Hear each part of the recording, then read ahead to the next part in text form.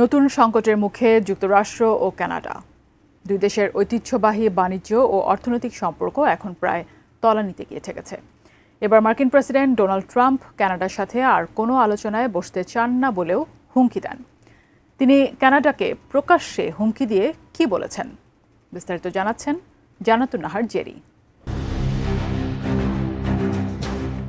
দ্বিতীয় মেয়াদে ক্ষমতা গ্রহণের পর থেকে মার্কিন প্রেসিডেন্ট ডোনাল্ড ট্রাম্প বিভিন্ন দেশের উপর আমদানি রপ্তানি পণ্যে শুল্ক আরোপ করে আসছেন।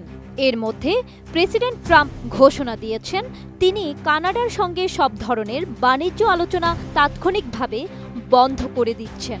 সামাজিক যোগাযোগ মাধ্যমে দেওয়া এক বার্তায় তিনি এ সিদ্ধান্ত জানান। সংবাদ মাধ্যম বিবিসির এক প্রতিবেদনে এমন তথ্য উঠে আসে। তিনি লেখেন, যুক্তরাষ্ট্র কানাডার সঙ্গে বাণিজ্য বিষয়ে সব ধরনের আলোচনা থেকে বিরত থাকতে চান।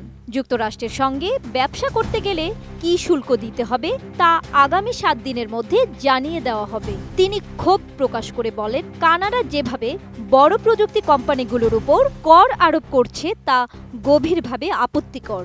এ কারণেই আলোচনা বন্ধের সিদ্ধান্ত নিয়েছেন তিনি। ডিজাইন, এলিগেন্স, বিউটি, সেরা পণ্য সবার জন্য জেভিকো।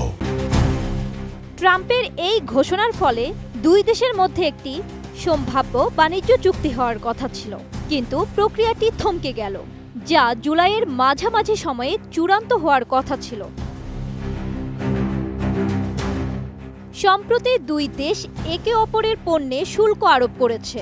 বছরের শুরুতে ট্রাম্প একটি বাণিজ্য যুদ্ধ শুরু করেন এবং কানাডার বিরুদ্ধে অর্থনৈতিক শক্তি প্রয়োগ করে দেশটি অধিগ্রহণের হুমকিও দেন। এদিকে কানাডা সম্প্রতি বড় প্রযুক্তি কোম্পানিগুলোর উপর 3% ডিজিটাল সার্ভিসেস ট্যাক্স চালু করেছে, যা যুক্তরাষ্ট্রের অসন্তোষের বড় কারণ। এই কর আগামী সোমবার থেকে কার্যকর হতে যাচ্ছে।